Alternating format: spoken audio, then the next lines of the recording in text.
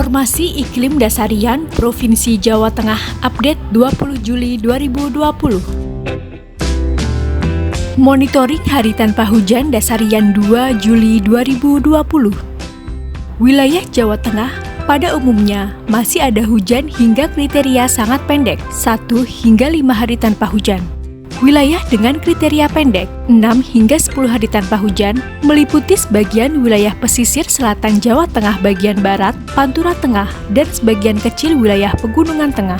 Wilayah dengan kriteria menengah, 11 hingga 20 hari tanpa hujan, yaitu sebagian besar Kabupaten Kendal, Batang, Sragen, Semarang, Boyolali, Magelang, Purworejo, Sukoharjo, Karanganyar, dan sebagian kecil Kabupaten Wonogiri, Rembang, Klaten, Temanggung, Brebes, Tegal, Pekalongan, Cilacap, dan Kebumen. Wilayah dengan kriteria panjang 21 hingga 30 hari tanpa hujan, yaitu sebagian kecil wilayah Kabupaten Batang, Purworejo, Sukoharjo, dan Wonogiri. Sedangkan kriteria sangat panjang 31 hingga 60 hari tanpa hujan, yaitu sebagian besar Kabupaten Wonogiri, Kebumen, dan sebagian kecil Kabupaten Banyumas, Klaten, Sukoharjo, dan Karanganyar. Analisis curah hujan Dasarian 2 Juli 2020.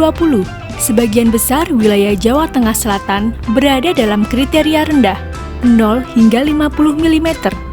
Sedangkan sebagian wilayah Kabupaten Pati, sebagian kecil wilayah Tegal, Pemalang, Pekalongan, Banyumas, Purbalingga, Grobogan, Blora, Jepara, Wonogiri, Semarang, dan Kota Semarang berada dalam kriteria menengah, 51 hingga 100 mm. Perakiraan probabilistik curah hujan Dasarian 3 Juli 2020.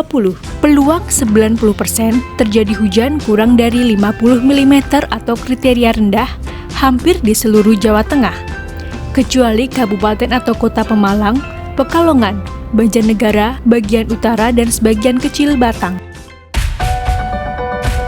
Sebagian wilayah Jawa Tengah telah memasuki musim kemarau.